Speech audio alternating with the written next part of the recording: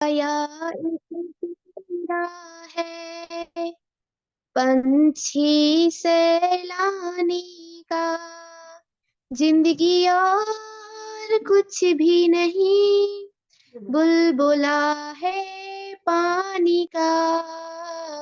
काया एक पिंजरा है पंछी सैलानी का, जिंदगी और कुछ भी नहीं, बुलबुला है पानी का। कुछ पा कर खोना है, कुछ खो कर पाना है, पाना और खोना ही जीवन का फसाना है। श्वासों की प्याली है ढांचा जिंदगानी का। काया एक पिंजरा है पंछी सैलानी का, जिंदगी और कुछ भी नहीं, बुलबुला है पानी का। कुछ पा कर खोना है, कुछ खो कर पाना है, पाना और खोना ही जीवन का फसाना है। श्वासों की प्याली है ढांचा जिंदगानी का। दुनिया एक मेला है, एक खेल मदारी का, पले भर में बिछुड़ जाए वर्षों की तैयारी का। प्रातः एक बचपन है, दोपहर जवानी का, जिंदगी और कुछ भी नहीं, बुलबुला है पानी का। काया एक पिंजरा है पंछी सैलानी का, नहीं कोई पराया है, नहीं कोई अपना है, अपने और पराई का प्रेमी एक सपना है, मिल मिल के बिछुड़ता है रिश्ता हर प्राणी का। जिंदगी और कुछ भी नहीं, बुलबुला है पानी का। काया एक पिंजरा है पंछी सैलानी का, जिंदगी और कुछ भी नहीं, बुलबुला है पानी का। काया एक पिंजरा है पंछी सैलानी का। धन्यवाद। चलिए डॉक्टर व्यासचंद्र शास्त्री जी आप आए और हमारे मुख्य प्रवचनकर्ता सम्मानित आचार्य भवदेव शास्त्री जी को सादर आमंत्रित करें। डॉक्टर व्यासचंद्र शास्त्री जी। जी शास्त्री जी, व्यासचंद्र शास्त्री जी। चलिए मेरी आवाज आ रही है आचार्य भवदेव जी? हाँ हाँ बोल रहा हूँ। हाँ बोलिए बोलिए। आचार्य भवदेव शास्त्री जी को आप सादर आमंत्रित करिए। जी व्यासचंद्र जी। जी जी। श्री स्वामी दयानंद सरस्वती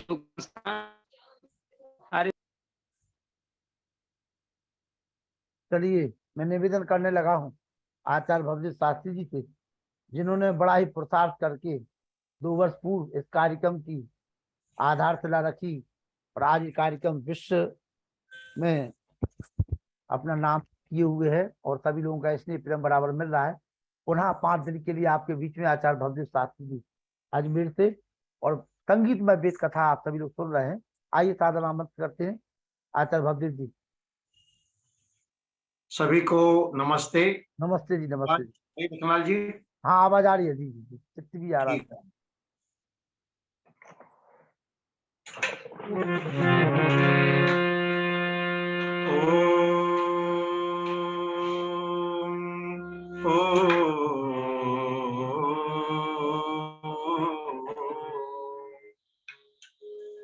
यो भूतं च भव्यं च सर्वं यस्याधितिष्ठति स्वर्यस्य च केवलं तस्मै ज्येष्ठाय ब्रह्मणे नमः। तस्मै ज्येष्ठाय ब्रह्मणे नमः। वेदाहमेतं पुरुषं महान्तं आदित्यवर्णं तमसः परस्तात् तमेव विदित्वा मृत्युमिति नान्यपन्था विद्यते अयनाय। नान्यपन्था विद्यते अयनाय।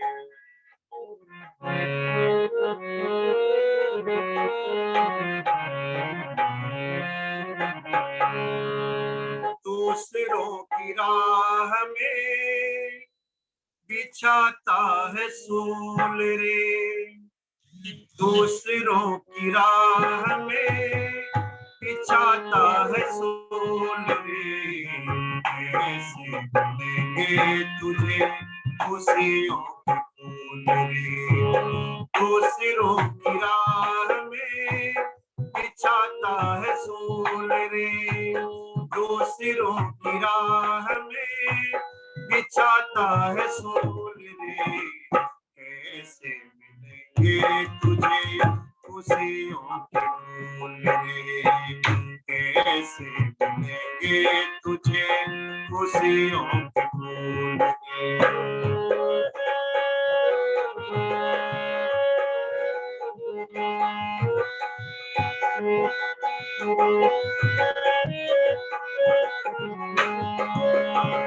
समाई है सोच कैसी जाने क्या दिमाग में। जलता ही रहा सदा ईर्ष्या की आग में। समाई है सोच कैसी जाने क्या दिमाग में। जलता ही रहा सदा ईर्ष्या की आग में। निंदा पराई करता, निंदा पराई करता रहा तू फिजूल रे।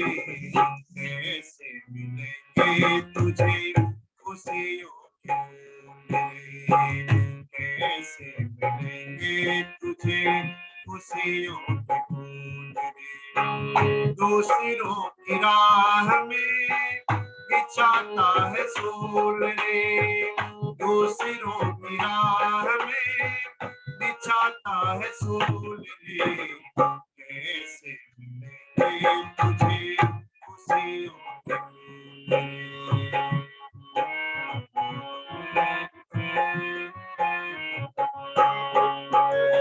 फूल से सताए को भी दिया एक ग्रास भी।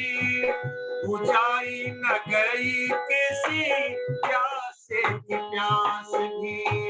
फूल से सताए को ना दिया एक ग्रास भी। बुझाई न गई किसी प्यासे की प्यास भी। इंसानियत का जो था, इंसानियत का जो था फर्ज गया भूल रे। कैसे मिलेंगे तुझे खुशियों के फूल रे। कैसे मिलेंगे तुझे खुशियों के फूल रे। दूसरों की राह में बिछाता है सूल रे। दूसरों की राह में बिछाता है सूल रे। कैसे मिलेंगे तुझे खुशियों के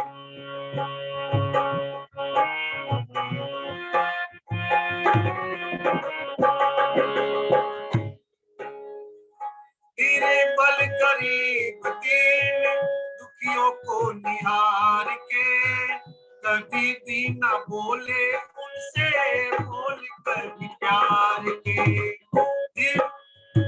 निर्बल गरीब दीन दुखियों को निहार के, कभी भी न बोले उनसे बोल कर प्यार के। अपने ही स्वार्थ में, अपने ही स्वार्थ में रहा मशगूल है। कैसे मिलेंगे तुझे खुशियों के फूल, कैसे मिलेंगे तुझे खुशियों के फूल। दूसरों की राह में बिछाता है सूल रे, दूसरों की राह में बिछाता है सूल रे। कैसे मिलेंगे तुझे खुशियों के फूल।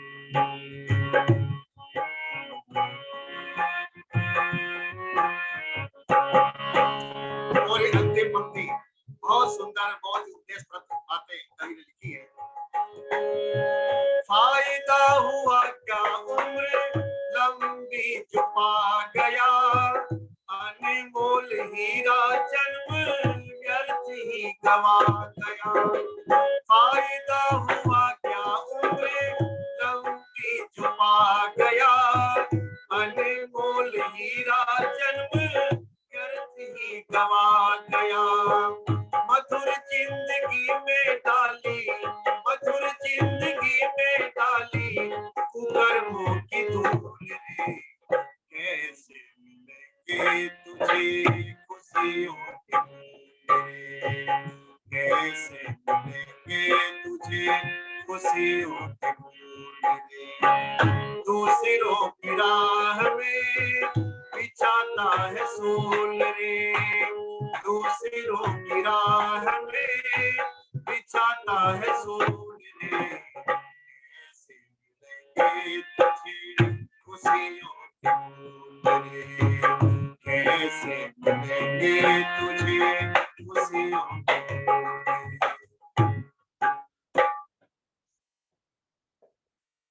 कार्यक्रम में उपस्थित सभी धर्म प्रेमी सज्जनों, वंदनीय माताओं, बहनों, और इस कार्यक्रम को बहुत ही सुंदर तरीके से संचालित कर रहे आदरणीय भाई लखनलाल जी आर्य, जो अपने अथक पुरुषार्थ से इस कार्यक्रम को, जो केवल 5-7 दिन के लिए हमने प्रारंभ किया था, आज लगभग 2 वर्ष से अधिक हो चुका है।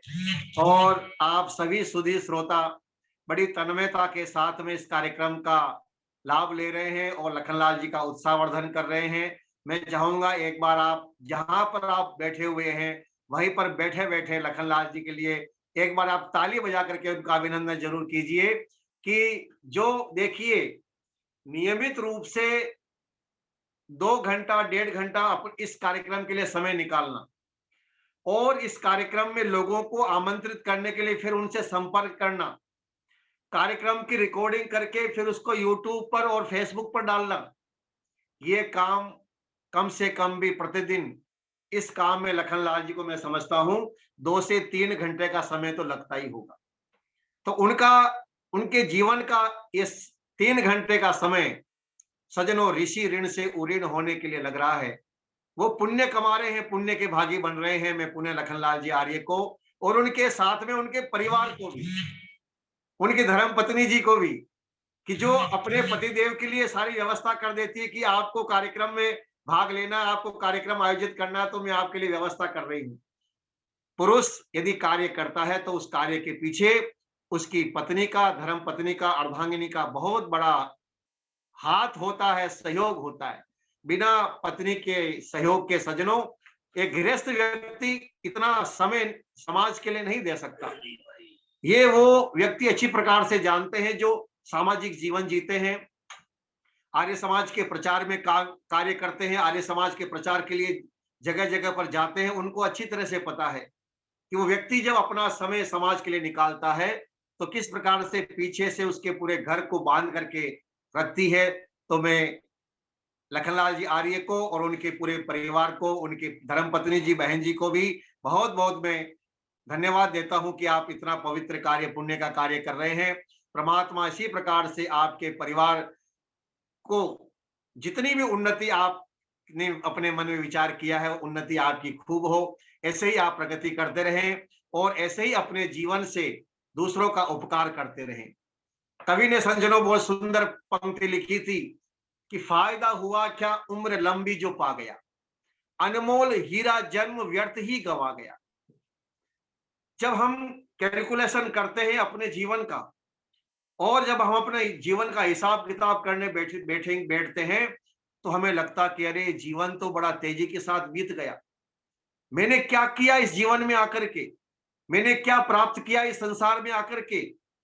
जो मैंने पाया है, जो धन संपत्ति ऐश्वर्य जो पाया है, वो तो यहीं पर रहने वाला है। मैंने वो संपत्ति तो प्राप्त ही नहीं करी जो मेरे साथ में जाएगी। जिस संपत्ति को पाने के लिए मैं संसार में आया था, क्या मैंने उस संपत्ति को पाया है? भोगापवर्गार्थम दृश्यम, महर्षि पतंजलि ने लिखा, प्रकाश क्रियास्थिति शीलम भूतेन्द्रियात्मकम भोगापवर्गार्थम दृश्यम। ये जो संसार है, भोग और अपवर्ग की प्राप्ति के लिए हम इस संसार में आए हैं। सज्जनों, संसार में आना हमारा सार्थक तभी होता है जब हम बुद्धिमान बने।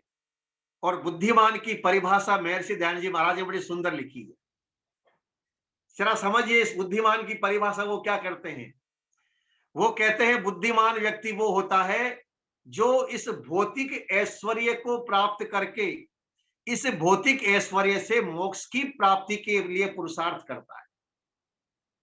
वापस रिपीट कर रहा हूं कि आपके पास जो गाड़ी है, केवल उस गाड़ी को साफ करते रहें, उस गाड़ी को बढ़िया करते रहें, उस गाड़ी से यात्रा न करें तो उस गाड़ी का लाभ क्या होगा? ये जो भौतिक ऐश्वर्य हमें प्राप्त हुआ है, ये शरीर मिला है, धन संपत्ति मिली है, जो कुछ भी हमें ईश्वर ने अपने हमारे पुरुषार्थ से, हमारे भाग्य से हमें दिया है, सज्जनों ये सब जो हमें मिला है ये ईश्वर की प्राप्ति के लिए मिला है, मोक्ष की प्राप्ति के लिए मिला है। धर्म, अर्थ और काम हम इसलिए पूरा करते हैं कि हम चौथा उद्देश्य पूरा कर सकें। बुद्धिमान व्यक्ति वही होता है जिसकी नजर, जैसे अर्जुन की नजर केवल और केवल चिड़िया की आंख पर थी। पेड़ पौधे उसके सामने थे, गुरु उनके सामने थे, सब लोग उसके सामने खड़े थे, लेकिन हाथ में धनुष भी था, तीर भी था, लेकिन नजर उसकी चिड़िया की आंख पर लगी हुई थी। ऐसे ही हमारी नजर भी, हम संसार में रहते हुए इन भोग के साधन से, अच्छे मकान में रहते हुए, मोबाइल का प्रयोग करते हुए हम परोपकार का कार्य कर सकते हैं, सेवा का कार्य करते हुए, निष्काम कार्य करते हुए हमारा उद्देश्य होना चाहिए कि हम ईश्वर प्राप्ति और मोक्ष की प्राप्ति के लिए, जिस उद्देश्य के लिए हम संसार में आए हैं, उस उद्देश्य की पूर्ति में कितना कर पा रहा हूं। व्यापारी जब अपने पूरे साल का हिसाब किताब करता है मार्च के महीने में, तो आप देखते हैं वो व्यापारी अपना बही खाता टटोलता है, कहता है मैंने इस साल कितना मुझे लाभ हुआ है, कितनी मुझे हानि हुई है। और यदि हानि होती है तो वो व्यापारी प्रयास करता है कि अगली बार हानि न हो, मुझे लाभ हो। और कुशल व्यापारी वही होता है जो अपने व्यापार में हमेशा उन्नति करता है। सज्जनों, हमारे पास भी हमारा अपना एक बही खाता होना चाहिए। क्या मैं प्रतिदिन कोई ऐसा कार्य कर रहा हूं जिससे मेरे पुण्य बढ़ रहे हैं? हिसाब किताब देखिए आप। पुण्य कैसे बढ़ते हैं? निष्काम सेवा से, परोपकार से, सत्संग से, यज्ञ से, दान से, शुभ कर्मों से पुण्य की वृद्धि होती है। क्या हम ये कर रहे हैं? हमारे लिए ऋषियों ने जो विधान किया है, गृहस्थ हैं तो गृहस्थ के व्यक्ति के लिए विधान किया है, उत्तिष्ठ ब्रह्मणस्पते देवान यज्ञेन बोधये, कि हे विद्वान उठो और यज्ञ से देवताओं को तृप्त करो। क्या हम पंच महायज्ञ कर रहे हैं? जरा विचार कीजिए। 5 कार्य हम सभी गृहस्थ लोगों के लिए हमारे ऋषियों ने विधान किया है। क्या वो 5 काम हम रोज करते हैं अपने घर में? विचार करने का विषय है। यदि नहीं करते हैं तो हम पाप के भागी होते हैं। वो 5 काम कौन से हैं? आप सबने इस विषय पर, पंच महायज्ञ पर बड़े विस्तार से विद्वानों से सुन लिया होगा। ब्रह्म यज्ञ, ईश्वर की उपासना, यज्ञ करना, अतिथि सत्कार करना, माता पिता की सेवा करना और पशु पक्षियों को अन्न देना, क्या ये 5 काम हम करते हैं प्रतिदिन अपने घर में? यदि नहीं करते हैं तो हम पाप के भागी होते हैं सज्जनों, क्योंकि हम गृहस्थी हैं, और हम गृहस्थी हैं तो घर में हम सफाई करते हैं, हम झाड़ू लगाते हैं, हम और अन्य काम करते हैं, उस कामों में हिंसा होती है। एक महिला झाड़ू लगा करके पोछा लगा रही है या अपने आंगन को पानी से धो रही है, न जाने कितनी चींटियां मर जाती है, न जाने कितने छोटे छोटे जीव उसमें मर जाते हैं। क्या ये पाप गृहस्थ को नहीं लगेगा? तो हमारे ऋषियों ने विधान किया है पंच महायज्ञ का। सज्जनों, प्रत्येक घर के अंदर 5 यज्ञ, पंच महायज्ञ जरूर होना चाहिए। यदि हम ये नहीं करते हैं तो हम बुद्धिमान नहीं हैं। पढ़ लिया हमने, सुन लिया हमने, जानते हम सब हैं। आज मैं आपके सामने जो वेद मंत्र रखने जा रहा हूं, वो वेद मंत्र यही कह रहा है, आवेश कृणोति वग्मनु, कि परमात्मा हम सबको प्रेरणा देता है, परमात्मा ने हम सबको ज्ञान दिया हुआ है। हम सब ये जानते हैं सत्य बोलना चाहिए, चोरी नहीं करनी चाहिए, अहिंसा का पालन करना चाहिए, प्रतिदिन अपनी दिनचर्या का पालन करना चाहिए, प्रतिदिन योगाभ्यास करना चाहिए, उपासना करनी चाहिए, ध्यान करना चाहिए, यज्ञ करना चाहिए। क्या ये हम करते हैं? यदि नहीं करते हैं तो फिर सुनने का लाभ क्या है? और यदि करते हैं तो कितना कर पाते हैं? जितना हमारे में सामर्थ्य है, जितना समय है, जितना ईश्वर ने हमें शक्ति और सामर्थ्य दिया है, अपनी शक्ति और सामर्थ्य के अनुसार सज्जनों हम आगे बढ़ें। नहीं तो महात्मा विदुर की नजर में हम मूर्ख कहलाएंगे। महात्मा विदुर बुद्धिमान उस व्यक्ति को मानते हैं। महात्मा विदुर ने परिभाषा दी है, कौन है बुद्धिमान, कौन है पंडित? कहते क्षिप्रम विजानाति चिरम शृणोति विद्या चार्थम भजते न काम। कहते क्षिप्रम विजानाति, जो एक बार किसी बात को सुन लेता है वो उसको अच्छी प्रकार से जान लेता है। चिरम शृणोति, किसी बात को देर तक सुनता है, अच्छी प्रकार से दूसरों की बात को सुन करके उस पर विचार करके फिर कार्य करता है, बिना पूछे नहीं बोलता है। कहते हैं वही पंडित होता है। पंडित का अर्थ होता है बुद्धिमान। पंडा शब्द का अर्थ होता है बुद्धि। जिसके पास विलक्षण बुद्धि होती है सज्जनों, उसको ही पंडित कहते हैं। परमात्मा ने हमें 4 चीजें ऐसी दी है जो अन्य किसी भी पशु या पक्षी, किसी अन्य योनि के पास नहीं है, वो केवल मनुष्य के पास है। एक है हमारे 2 हाथ। ये कर्म करने के लिए परमात्मा ने 2 हाथ दिए। विचार पूर्वक कर्म करें, बुद्धि पूर्वक कर्म करें, परमात्मा ने हमें बुद्धि दी है। हम वाणी से व्यवहार कर सकें, अपनी बात को दूर तक पहुंचा सकें, जन जन तक हम अपनी बात को कह सकें, अपनी भावना को प्रकट कर सकें, इसके लिए परमात्मा ने वाणी दी है। और परमात्मा ने कर्म करने में मनुष्य को स्वतंत्र किया है। ये मनुष्य अपने जीवन में अच्छे कर्म भी करता है और ये मनुष्य अपने जीवन में बुरे कर्म भी कर सकता है। जैसा चाहे वो कर्म करे, परमात्मा ने उसको स्वतंत्र कर दिया कि भाई देख, मैंने ये वेद रूपी संविधान लिख दिया है और इस वेद रूपी संविधान के अंदर मैंने सारी बातें लिख दी है कि तुम्हें क्या करना चाहिए, क्या नहीं करना चाहिए। अब यदि आप इस वेद में लिखी हुई बातों के अनुसार आप चलोगे तो आपको पुण्य की प्राप्ति होगी, आपको धर्म की प्राप्ति होगी, आपको सुख शांति की प्राप्ति होगी। और यदि आप इस संविधान के अनुसार नहीं चलोगे तो आपको दुख प्राप्त होगा, विनाश होगा आपका। वेद का मंत्र कहता अक्षयर्मा दिव्य। परमात्मा का आदेश है कोई जुआ मत खेलो। देखिए वेद में परमात्मा ने स्पष्ट लिख दिया है अक्षयर्मा दिव्य कि जुआ मत खेलो। अब यदि मनुष्य जुआ खेलेगा तो उसका परिणाम क्या होगा? महाभारत में देखा हमने, युधिष्ठिर ने जो धर्मराज कहलाता था उसने जुआ खेल लिया और जुआ खेलने का परिणाम क्या हुआ? सारा राजपाट हार गए और वन में रहना पड़ा। 13 वर्ष उनको वन में रहना पड़ता है और अपनी पत्नी को भी हार जाते हैं, भाइयों को भी हार जाते हैं। कितनी भयंकर दुर्दशा हुई है युधिष्ठिर की, पांडवों की। केवल वेद का एक आदेश नहीं माना, अक्षयर्मा दिव्य, जुआ मत खेलो। इस आदेश का उल्लंघन कर दिया और परिणाम उनको भोगना पड़ा। सज्जनों, परमात्मा का संविधान, उससे कोई बच नहीं सकता है। अरे धन कमाना है तो वेद ने ये भी हमें लिखा है, इसिम इत कृषस्व वित्ते रमस्व बहुमन्यमान है कि हे मनुष्यों तुम धन प्राप्त करो, खेती करो और अन्य कार्य अपना कार्य करके धन प्राप्त करो।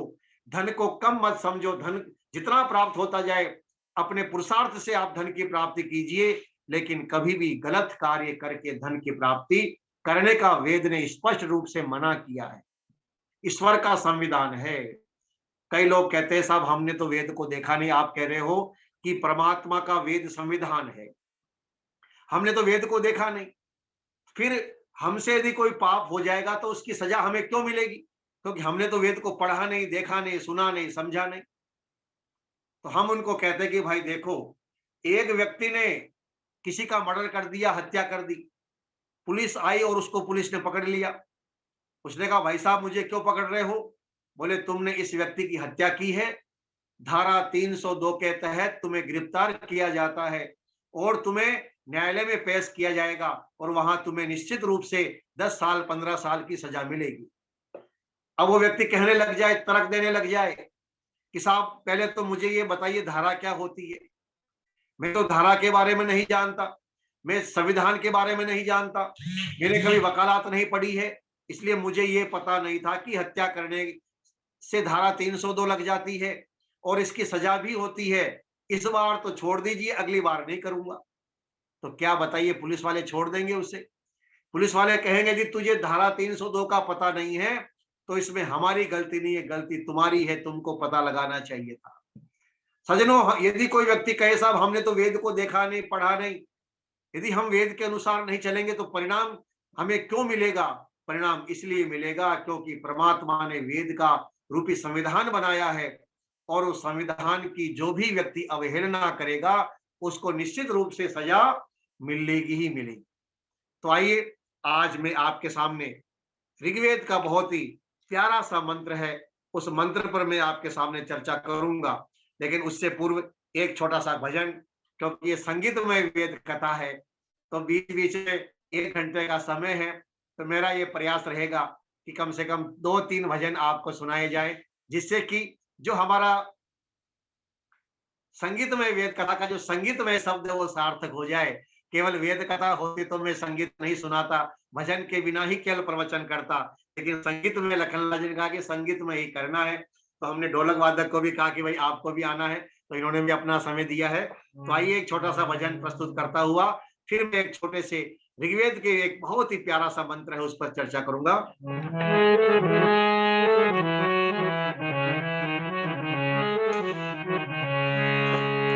सारे जहां के मालिक तेरा ही आसरा है, सारे जहां के मालिक तेरा ही आसरा है, राजी है हम उसी में जिसमें तेरी रजा है, सारे जहां के मालिक तेरा ही आसरा है, राजी है हम उसी में जिसमें तेरी रजा है।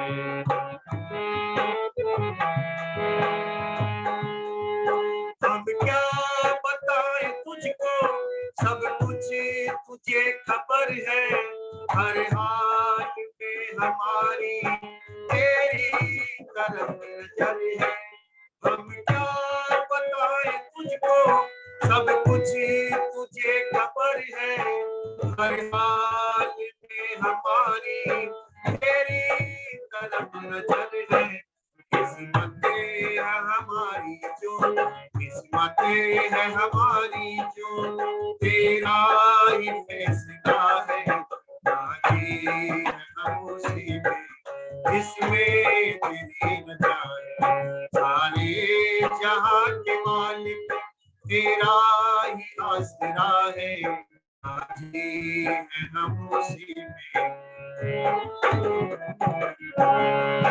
हाथों को हम दुआ में आखिर उठाए कैसे, सजदे में तेरे आकर सर को झुकाए कैसे, मजबूरियां हमारी मजबूरियां हमारी सब तो ही जानता है, राजी है हम उसी में जिसमें तेरी रजा है। सारे जहां के मालिक तेरा ही आसरा है, राजी है हम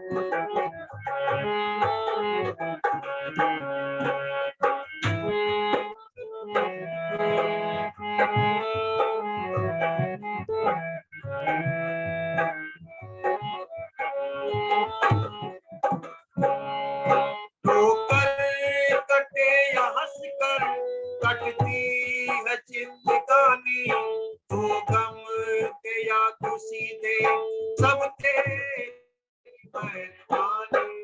ठोकर कटे या हंस कर कटती है जिंदगानी, तू गम दे या खुशी दे सब तेरी मेहरबानी। तेरी खुशी समझ कर, तेरी खुशी समझ कर सब गम भुला दिया है, राजी हम उसी में जिसमें तेरी रजा है। सारे जहां के मालिक तेरा ही आसरा है, राजी हम उसी में जिसमें तेरी रजा है। सारे जहां के मालिक तेरा ही आसरा है, राजी हम उसी में जिसमें तेरी रजा है। राजी हम उसी में जिसमें तेरी रजा है, जिसमें तेरी रजा है, जिसमें तेरी रजा है। बोले सच्चिदानंद भगवान की। राजी है हम उसी में जिसमें तेरी रजा है। हाथों को प्रार्थना में आखिर उठाएं कैसे। सज्जनों, गीत में हाल में आप हमें रखो, उस हाल में हमें रहना मंजूर है, हम शिकायत नहीं करेंगे। सज्जनों, ऋग्वेद का मंत्र कहता है, ऐसा देवो रथर्यति पवमानो दिशस्यति आविष्कृणोति वग्वनो। ऋग्वेद का ये छोटा सा मंत्र है और इस मंत्र में कहा गया है कि ऐसा देवो रथर्यति, बड़ा सुंदर शब्द है और इस पर आप यदि हम विचार करेंगे तो मैं समझता हूं आज जो हमारे सामने समस्या है तनाव की, टेंशन की, वो समस्या का समाधान इस वेद के मंत्र के छोटे से शब्द से हो जाएगा। वेद का मंत्र कहता ऐसा यानी यह है, देव यानी ईश्वर परमात्मा, इस ईश्वर को रथर्यति अपने शरीर रूपी गाड़ी का सारथी बना दीजिए। जैसे गाड़ी का ड्राइवर होता है, वो गाड़ी को चलाता है अपने, और हम पीछे बैठ जाते हैं और हम निश्चिंत होकर के बैठ जाते हैं कि भाई ड्राइवर ने स्टीयरिंग संभाल ली है और ड्राइवर बहुत ही कुशल ड्राइवर है, ये मेरी गाड़ी को अच्छी तरह से सकुशल मंजिल तक पहुंचा देगा। तो हम आराम से निश्चिंत होकर के बैठ जाते हैं, हम चिंता नहीं करते। वेद का मंत्र कहता है कि इसी प्रकार से अपने जीवन रूपी इस गाड़ी को, के गाड़ी का सारथी, गाड़ी का ड्राइवर उस परमात्मा को मान लीजिए। अर्जुन के सारथी थे भगवान कृष्ण। आप देखिएगा भगवान कृष्ण के पास में अर्जुन और दुर्योधन दोनों जाते हैं, युद्ध की सहायता मांगने के लिए। कृष्ण ने सबसे पहले अर्जुन को देखा और अर्जुन को देखते हुए बोले, अर्जुन क्या बात है, तुम कैसे आए? तो दुर्योधन कहता कि भगवान मैं भी आया हुआ। बोले अच्छा तुम भी आए हो, बताओ कैसे आए, कैसे आना हुआ? दुर्योधन कहता कि आपको पता है हम दोनों के बीच में युद्ध निश्चित हो चुका है, हम आपसे सहायता मांगने आए हैं। कृष्ण ने कहा देखो मैं सहायता तो तुम दोनों की कर सकता हूं, लेकिन मैं जो है किसी भी प्रकार के युद्ध में भाग नहीं लूंगा, मैं हथियार नहीं उठाऊंगा, मैं अस्त्र शस्त्र का प्रयोग नहीं करूंगा।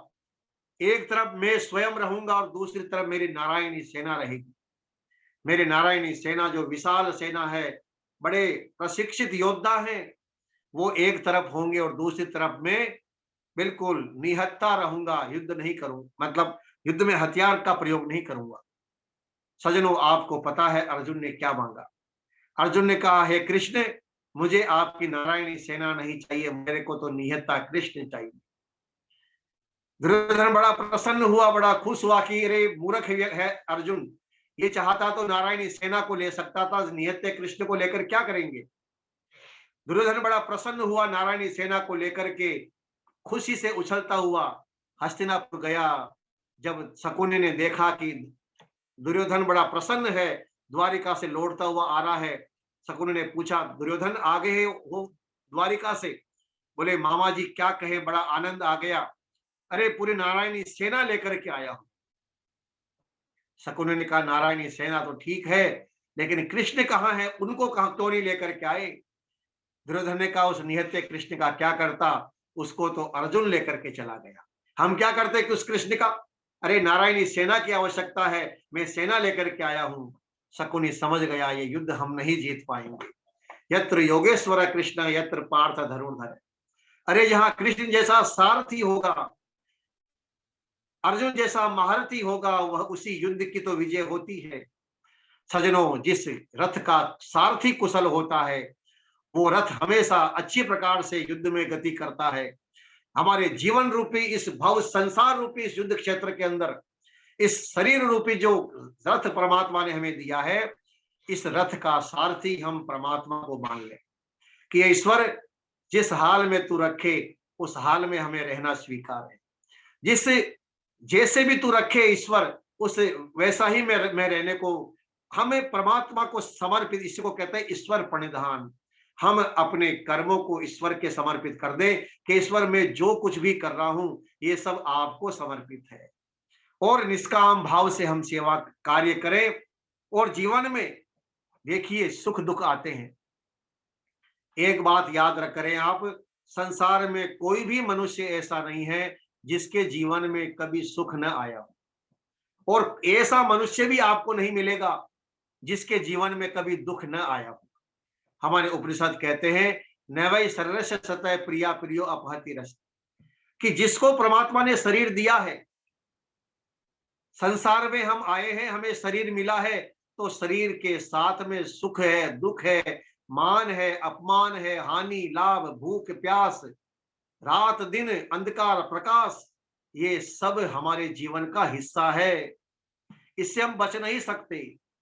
दिन भर हमने खूब काम किया, लेकिन अब रात्रि आ गई, अंधेरा हो गया, चारों ओर अंधकार ही अंधकार है, हमें दिखाई नहीं दे रहा है।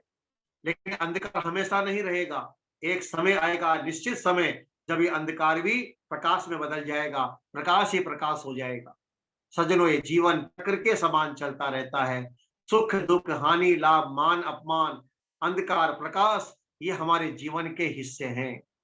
इसलिए जब शरीर हमें परमात्मा ने दिया है, तो इस शरीर के साथ में भूख भी है, प्यास भी है, तो अन्न की व्यवस्था भी परमात्मा ने की है, पानी की व्यवस्था भी परमात्मा ने की है। इसलिए सारे जहां के मालिक तेरा ही आसरा है, राजी है हम उसी में जिसमें तेरी रजा है। सोचे सोचे नहीं होवे जे सोचे लखवार। सिख धर्म का एक ग्रंथ है सुखमनी साहब, उस सुखमनी साहब की पंक्तियां मैं आपको बोल रहा हूं। सोचे सोचे नहीं होवे जे सोचे लखवार, हुक्म रजाई चालना नानक लखिया नार। अरे हमारे सोचने से कुछ नहीं होता है, परमात्मा की व्यवस्था से हमें चलना है। जैसे हमने कर्म किए, अच्छे या बुरे कर्म, उन कर्मों के आधार पर परमात्मा हमें फल देता है। हमें जीवन में सुख भी आएगा, दुख भी आएगा। इसलिए यदि हम अपने जीवन का सारथी परमात्मा को मान लें, तो हम निश्चिंत हो जाएंगे कि अब तो ये रथ की डोर मैंने, लगाम घोड़ों की डोर मैंने भगवान को सौंप दी है। अरे जिधर तू ले जाना चाहे उधर तू लेकर चल।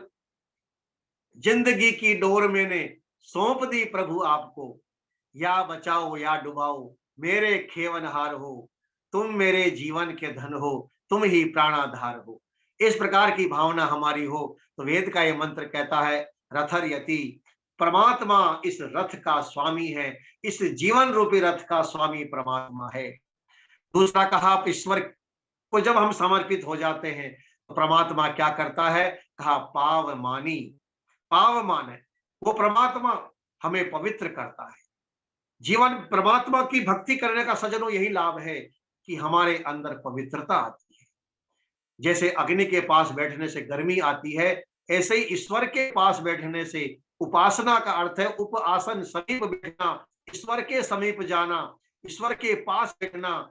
इससे क्या लाभ होगा कि जैसे परमात्मा निर्विकार है, परमात्मा पवित्र है, परमात्मा दयालु है, न्यायकारी है, ऐसे ही ये गुण हमारे अंदर भी आते हैं। और यदि ये गुण नहीं आते हैं हमारे अंदर अपवित्रता है, हमारे अंदर दयालुता नहीं है, हमारे अंदर हिंसा की भावना है, न्यायकारिता हमारे अंदर नहीं है, तो समझ लीजिए हम ईश्वर की उपासना नहीं कर रहे हैं, केवल दिखावा कर रहे हैं, लेकिन उपासना नहीं हो रही है। और फिर कहा दिशस्यति, परमात्मा हमें दिशा निर्देश भी देता है, समय समय पर परमात्मा हमें मार्गदर्शन देता है। ये जो कार्यक्रम हो रहा है, ये कार्यक्रम ईश्वर की प्रेरणा से ही हो रहा है। ये जो आप श्रोता सुन रहे हैं, इस कार्यक्रम का प्रचार, इस वेद कथा का प्रचार कम से कम 1,000 नहीं बल्कि 5,000 लोगों तक हो चुका है। लेकिन ईश्वर की कृपा उन 5,000 लोगों पर नहीं हुई है, वो केवल आप और हमारे ऊपर हुई है कि हम अपना समय निकाल करके ईश्वर की वाणी को सुन रहे हैं। ये जो आप सुनते हैं, 1 घंटे का समय अपना देते हैं सत्संग के लिए, ज्ञान को प्राप्त करने के लिए, ये सज्जनों ईश्वर की कृपा के बिना नहीं होता है। और इस दुनिया में सबसे उत्तम यदि कोई कार्य है तो ज्ञान की प्राप्ति तो है। इसलिए हमारे मनुस्मृति में महाराज मनु ने सबसे बड़ा दान इसी को माना है। सर्वेषां एव दानानां ब्रह्म दानम विशिष्यते, वारी अन्न गो मही वास तिल कांचन सर्पिसा। पानी का दान, अन्न का दान, जल का दान, भूमि का दान, सोने का दान, तिल का दान, बोले इन सब का दान देना तो अच्छा है, लेकिन इन सब के दान से भी जो उत्तम दान है वो है ब्रह्म विद्या का दान। सर्वेषामेव दानानां ब्रह्म दानम विशिष्यते, ब्रह्म विद्या का दान सबसे उत्तम माना गया है। तो आप इस ब्रह्म विद्या के प्रचार में सहभागी बन रहे हैं। लखनलाल जी आर्य इस ब्रह्म विद्या के दान का संचालन कर रहे हैं। मैं अपनी वाणी से आपको बता रहा हूं, आप श्रवण कर रहे हैं। सज्जनों, ये सब पुण्य का कार्य है, ये सबसे उत्तम कार्य है। और इस उत्तम कार्य के लिए परमात्मा ने आपको निमित्त बनाया है। हमारे कोई पूर्व जन्मों के या इस जन्म के किसी माता पिता के, गुरुओं के आशीर्वाद होगा जो हम इतना पवित्र कार्य अपने जीवन में कर रहे हैं। सज्जनों, इसलिए ज्ञान को सबसे ऊंचा माना है। इसलिए जो व्यक्ति शिक्षा का कार्य कर रहे हैं उन्हें ब्राह्मण कहा जाता है। और समाज में पहले भी आज भी जो सम्मान है समाज में, वो सबसे बड़ा सम्मान गुरु का होता है। इसलिए गुरु गोविंदो खड़े काके लागू पाए, कबीर ने भी लिख दिया। बोले गुरु का स्थान कबीर ने भगवान से भी ऊंचा बता दिया। गुरु परमात्मा से बड़ा तो नहीं होता है, लेकिन स्थान की महत्ता को स्थापित करने के लिए उन्होंने गुरु कुम्हार शिष्य कुंभ है गड़ गड़ काड़े खोट, गुरु को कुम्हार का स्थान दिया है। इसलिए गुरु का स्थान, ब्राह्मण का स्थान और साधु संतों का स्थान ऊंचा इसलिए माना गया है क्योंकि वो उत्तम कार्य कर रहे हैं। तो आप और हम सभी जो इस पवित्र कार्य से जुड़े हुए हैं, ये दिशस्यति, परमात्मा हमें निर्देश दे रहा है, परमात्मा हमें प्रेरणा दे रहा है। आविष्कृणोति वग्मनुम, इसका ही अर्थ यही है कि परमात्मा समय समय पर हमें ज्ञान देता है, प्रेरणा देता है। आप एक अनुभव कर सकते हैं कि हर व्यक्ति जो रात को 9-10 बजे तक सो जाता है, उसकी नींद सुबह 4 से 5 बजे के बीच में एक बार जरूर खुलती है। ये नींद का और उस ब्रह्म मुहूर्त के समय में एक बार उस व्यक्ति की नींद जरूर खुलेगी। उठ करके बाथरूम, पानी पिया और वापस रजाई ओढ़ करके सो गया। अरे भगवान ने कहा भले आदमी, ये ब्रह्म मुहूर्त का समय है, ब्रह्म यानी परमात्मा, अरे ये मेरा समय है, उठ जा। लेकिन वो रजाई ओढ़ करके अच्छी तरह से बढ़िया पैरों के नीचे लपेट करके और अच्छी तरह से सो जाता है कि कहीं सर्दी न लग जाए।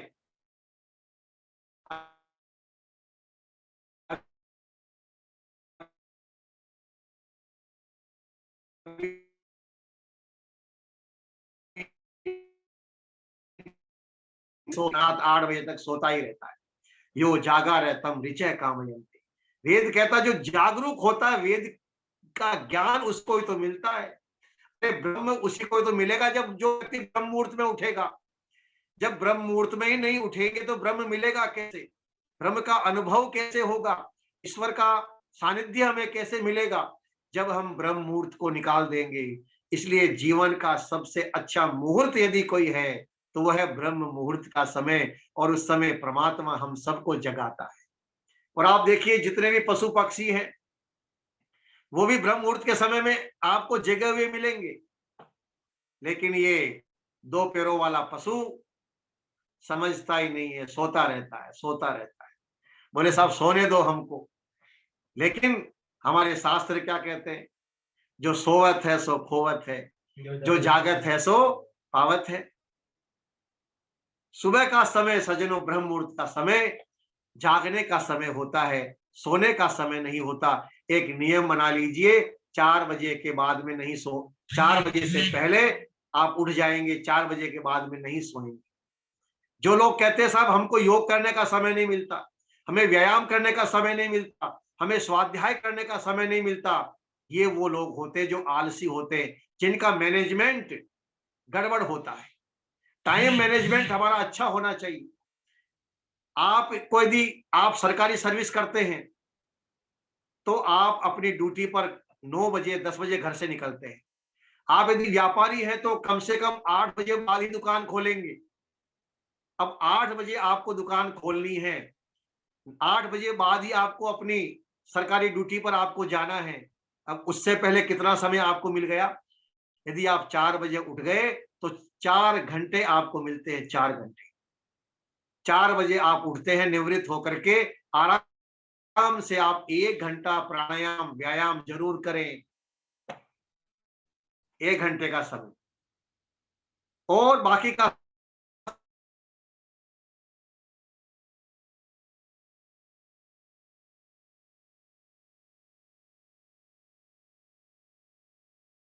समय आधा घंटा, पौन घंटा, 15 मिनट, 20 मिनट गायत्री मंत्र का जप कीजिए, घर में यज्ञ कीजिए, हवन कीजिए, 2 घंटा अपने लिए निकालिए।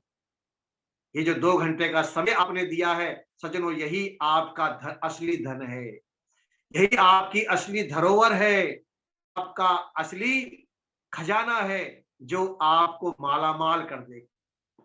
अब उठे ही आप 8 बजे हो, फटाफट उठ गए, अरे मैं लेट हो गया, उठे, 15 मिनट में अपनी दिनचर्या पूरी की और परांठे खाए, गोलगप्पे खाए, कचौरी खाई, पकोड़े खाए, नाश्ता किया भरपेट और चले गए ड्यूटी पर। दिन भर काम किया, रात को वापस आए, खाए और वापस सो गए। पशु भी सुबह उठकर खाता है, दिन भर चरता है, शाम को फिर घर पर आकर के खा करके वो भी मस्त हो जाता है। आप विचार कीजिए हमारे में पशु में अंतर क्या है। अपने जीवन को अच्छा बनाने का सज्जनों ये मार्ग है। वेद का मंत्र कहता है ऐसा देवो रथ, अपने जीवन की डोर को परमात्मा के हाथों सौंपे। पव मानो परमात्मा हमें पवित्र करता है, वो तो सबको ही पवित्र कर रहा है, लेकिन कोई व्यक्ति उसकी आवाज को अनसुना कर देता है। महर्षि दयानंद जी महाराज ने लिखा है, जो व्यक्ति बुरे कर्म करता है अंदर से भय शंका लज्जा उसके पैदा होती है। ये भय शंका लज्जा ये परमात्मा का निर्देश है। परमात्मा हाथ से तो नहीं पकड़ सकता, लेकिन परमात्मा अब अंदर ही अंदर भय शंका लज्जा पैदा करके हमारे हाथ को ही तो पकड़ रहा है कि भाई रुक जा, गलत काम मत कर। लेकिन फिर भी व्यक्ति उस आवाज को अनसुना कर देता है और गलत कार्य करने के लिए निकल पड़ता है। जो भी व्यक्ति गलत काम करता है वो सबसे पहले अपने स्वाभिमान को नष्ट करता है, अपने पुण्य को नष्ट करता है, अपने लज्जा को समाप्त कर देता है, भय को समाप्त करके आगे बढ़ता है। सज्जनों, परमात्मा हमें पवित्र करना चाहता है, परमात्मा हमें निर्देश देता है और वाच आविष्करोति भगवनुम, परमात्मा हम सबको समय समय पर प्रेरित करता रहता है। तो जो प्रेरणा परमात्मा की हमें मिले उस प्रेरणा के आधार पर हम अपने जीवन को आगे बढ़ाते जाएं। सज्जनों आइए, तो कि समय भी बड़ा तेजी के साथ बीत रहा है, 10 मिनट का और समय है। आइए एक छोटा सा भजन में आपकी सेवा में और निवेदन करता हुआ फिर मैं अपनी वाणी को विराम दूंगा।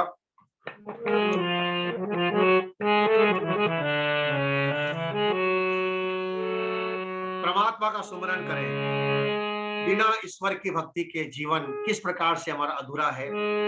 सुमरन कर ले मेरे मना,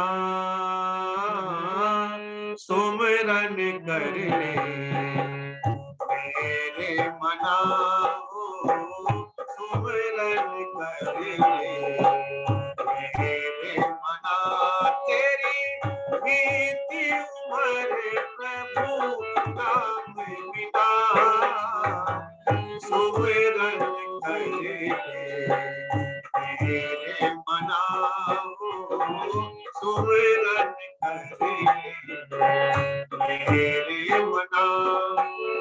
पक्षी पंख बिन हस्त दंत बिन नारी कंठ बिना, पक्षी पंख बिन हस्त दंत बिन नारी कंठ बिना। जैसे तरुवर फल भी नहीं ना, जैसे तरुवर फल भी नहीं ना, दस काणी प्रभु नाम बिना, सुमरन कर मेरे मना, सुमरन कर मेरे मना। तेरी बीती उम्र प्रभु नाम बिना, सुमरन कर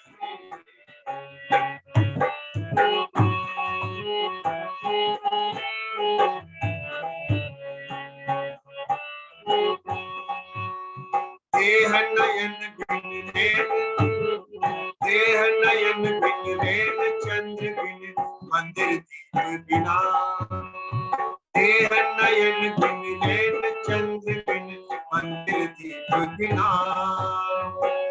जैसे पंडित वेद विहीना, जैसे पंडित वेद विहीना, दस प्राणी प्रभु नाम बिना, सुमरन कर मेरे मना, सुमरन कर मेरे मना।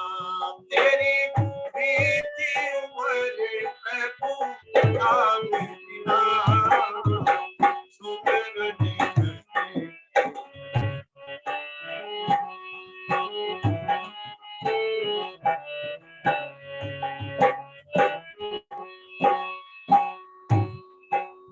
नानक कहे सुनो भाई साधु देकर चित्त मना, नानक कहे सुनो भाई साधु देकर चित्त मना। कुटुंब कबीला साथ न देगा, कुटुंब कबीला साथ न देगा, परमेश्वर के नाम बिना, सुमरन कर मेरे मना, सुमरन कर मेरे मना। तेरी बीती उम्र प्रभु नाम बिना, सुमरन कर मेरे मना, सुमरन कर मेरे मना। पक्षी पंख बिन हस्ती दंत बिन नारी कंठ बिना, जैसे तरुवर फल बिन हीना, तस प्राणी प्रभु नाम बिना। जो व्यक्ति ईश्वर की उपासना नहीं करता उसकी स्थिति कैसे हो जाती है, वो इस भजन के माध्यम से कवि ने लिखा। पक्षी पंख बिन, जैसे पक्षी पंख के बिना व्यर्थ हो जाता है, हाथी दांत के बिना व्यर्थ हो जाता है, स्त्री का जीवन पति के बिना व्यर्थ हो जाता है, या पति का जीवन पत्नी के बिना व्यर्थ हो जाता है, और जैसे पेड़ पर यदि फल न हो तो वृक्ष व्यर्थ हो जाता है, इसी प्रकार से वो मनुष्य इसका जीवन व्यर्थ है जो अपने जीवन में ईश्वर का नाम नहीं लेता। फिर क्या कहा, देह नयन बिन, जैसे शरीर है लेकिन आंखें नहीं है, देख नहीं सकता है, तो शरीर व्यर्थ है। देह नयन बिन रैन चंद्र बिन, रात्रि यदि चंद्रमा नहीं है तो रात्रि व्यर्थ हो जाती है। और मंदिर में दीपक नहीं जलता है, अगरबत्ती नहीं होती है तो मंदिर व्यर्थ है। और पंडित वेद विहीना, और जो पंडित होकर के, ब्राह्मण होकर के वेद नहीं पढ़ता है, उसका जीवन भी व्यर्थ हो जाता है। नानक कहे सुनो भाई साधो, देकर चित्त मना, कुटुंब कबीला साथ न देगा, परमेश्वर के नाम बिना। इसलिए सज्जनों, ईश्वर की उपासना करना, ईश्वर की भक्ति करना, यही वेद का ये संदेश हमको कहता है। और जो लोग ईश्वर की उपासना नहीं करते, महर्षि दयानंद जी महाराज ने लिखा, वो कृतज्ञ होते हैं और महामूर्ख होते हैं। कृतज्ञ भी और महामूर्ख भी, दोनों बातें कही। कृतज्ञ जो किए हुए उपकार को नहीं मानता, और महामूर्ख जो इतना बड़ा लाभ ईश्वर की उपासना से हमें मिलता है, उस लाभ से वो वंचित रह जाता है। इसलिए आइए हम सभी ईश्वर के सच्चे उपासक बने, पात्र बने ईश्वर की उपासक भक्ति के। ईश्वर के लिए हम लोग चाहते तो हैं कि हमारे ऊपर कृपा बरसे, हमें ईश्वर का आनंद मिले, सुख मिले, लेकिन उसके लिए हमें पात्र बनना पड़ेगा, योग्य बनना पड़ेगा। क्योंकि न यम आत्मा प्रवचन न लभ्यो, कठोपनिषद में नचिकेत यम ने कहा।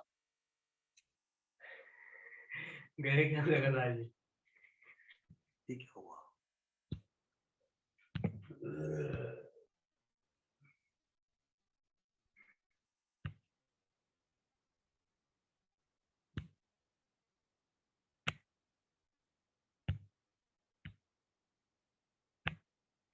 लखनलाल जी, कुछ गड़बड़ हो गई है मेरे इसमें।